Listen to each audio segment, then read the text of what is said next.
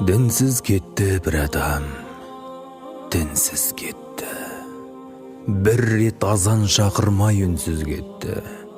Түртінектеп жүрді де тіршілікте, ақыретін ойламай, мұңсыз кетті.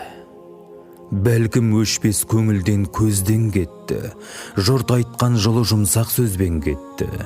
Атақ абырой, мал мүлік жинап еді, бәрі қалып, құс құлашып ұшып кетті. Жаяу кетті. Көлігін мінбей кетті. Медалінің бірін делмей кетті. Мүңкір нәңкір қоятын үш сұрақты ең болмаса бірін де білмей кетті. Алтын басын Аллаға имей кетті. Шариғаттың шарттарын сүймей кетті. Тым болмаса жұмада Раббысы үшін жай намазға маңдайы тимей кетті. Бұйрығына Тәңірдің көнбей кетті. Көрден соңғы өмірге сенбей кетті. Көкірегіне Ленин мен Дарвин жаққан атеистік алауы сөнбей кетті.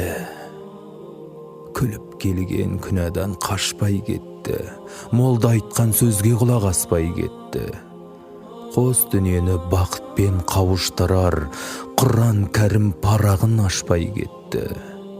Жүрегіне сіңірмей иман нұрын, игіліксіз ғылымнан жиған білім.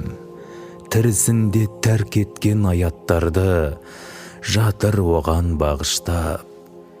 Иман бүгін не пайда?